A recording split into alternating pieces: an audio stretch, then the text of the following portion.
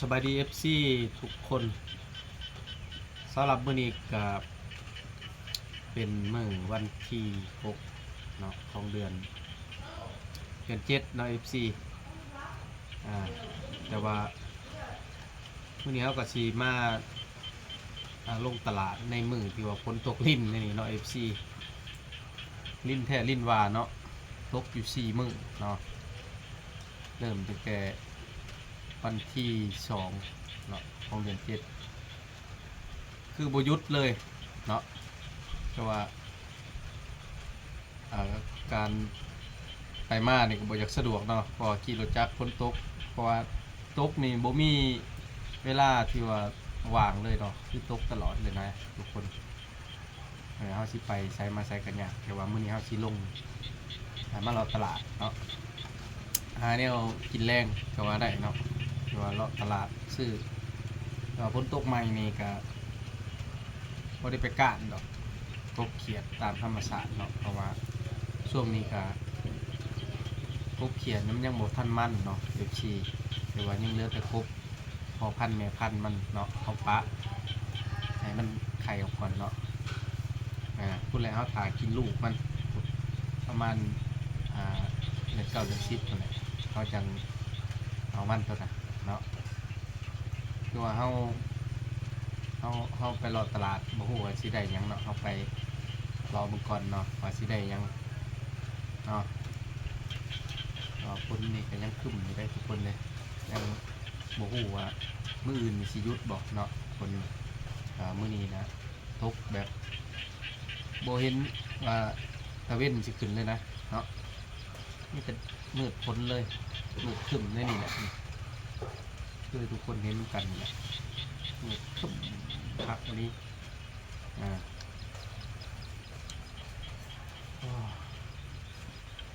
คันตกตั้งแต่เดือน5นี่ก็ห่วยในช่วงเดือน5นี่เขาเจ้าได้ดำหน้านะแต่ว่าเขาเจ้าหวานน้ำเบิดเนาะบ่ได้ดำปีนี้เพราะว่ามันแห้งแล้งเนาะหวานเมี่ยนถาฝนเนาะทุกคนเอาไปส้มกันเลยเนาะทุกคนเนาะคือว่าเฮาไปเลาะตลาดน้ำกันเลยไปมาตลาด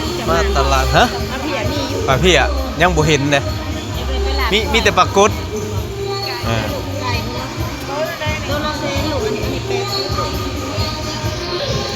มาเลาะตล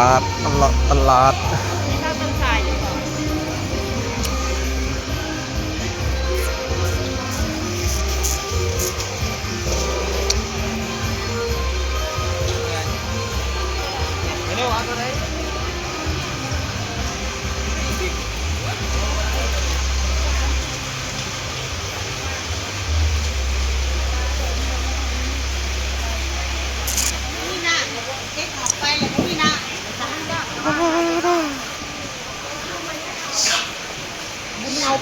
ช่วงนี้เป็นป่าเลยโอ้ลุงตังได้ลงเนาะเดี๋ยวนี้เนาะลงเซ่แล้วเนาะบ่เห็นเพิ่นลงแล้วเมื่อแต่บ่ายอยู่ไปเอาข้ามโอ้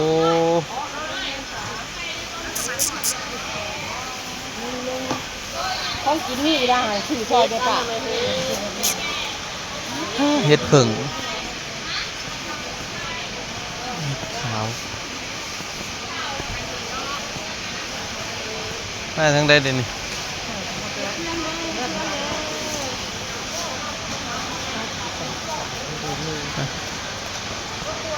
ครับเบิ่งกัน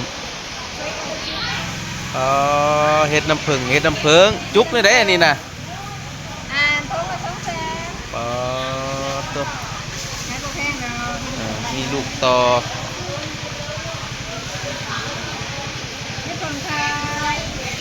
กระปูแดงกับมีมัน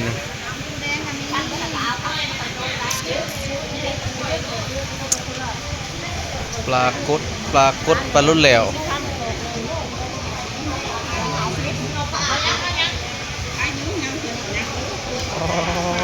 ตัวปลากดสดๆเลยซัมซีแกงใส่หน่อไม้ส้มเนาะ ไปเลยถอนแล้วเอาโหลดจะได้กับ โลได้ปรากฏนี่ไม่ใหญ่ โลหนึ่งเซนหา โอ้แสนหา มาเท่บ่อนปลาเวลานี่หน่อย ใช่ ปลาจากบ่อน มันเนี่ยปลาขึ้นใหม่ๆนี่ได้สิ้นตอกแล้วก็ไก่ตัวหนึ่งนี่ FC ทุกคน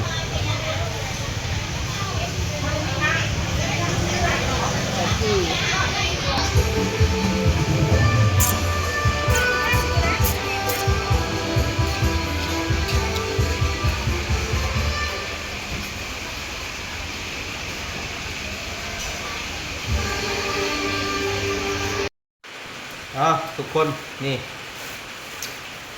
ไปได้สิ้นตอกมากแล้วสิ้นตอกนี่อาจจะเป็นสิ้นตอกงัวเนาะสิ้นหลอดงัวนี่ครับได้ไก่ตัวหนึ่งเนาะตัวนี้เขาซื้อเขานี่อาจจะเป็น100,000เนาะ3 ตอง3 จุกแบบนี้ทุกคนเห็นปะไก่นี่